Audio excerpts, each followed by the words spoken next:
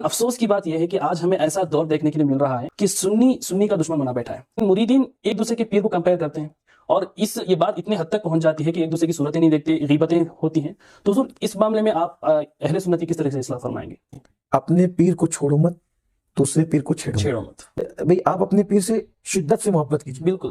حضرت امیر خسرو جتنی محبوب الہی سے کرتے تھے, اگر ہو سکے تو آپ اپنے پیر سے اتنی محبت کیجیے. بالکل. پیر کی محبت میں آپ جتنا آگے بڑھو گے اتنا آپ کو فیض ملے گا. لیکن دوسرے پیر کی اگر آپ توہین کرتے ہیں, بالکل بے ادبی کرتے ہیں, انہیں ذلیل کرتے ہیں, تو آپ اپنے پیر کے فیض سے بھی محروم ہو جائیں گے. بالکل حق فرمایا. وجہ یہ ہے کہ آپ جس کی توہین کر رہے ہو, گالی دے رہے ہو, گستاخی کر رہے ہو, بے ادبی کر رہے ہو, جی, تو کیا آپ کو خبر ہے کہ وہ اللہ کے نزدیک کتنا مقبول ہے؟ بالکل.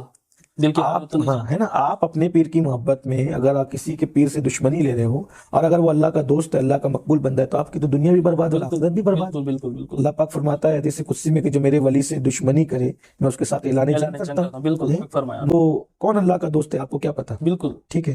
تو یہ جو مخالفتوں کا ماحول ہے, ایسا نہیں ہونا چاہیے.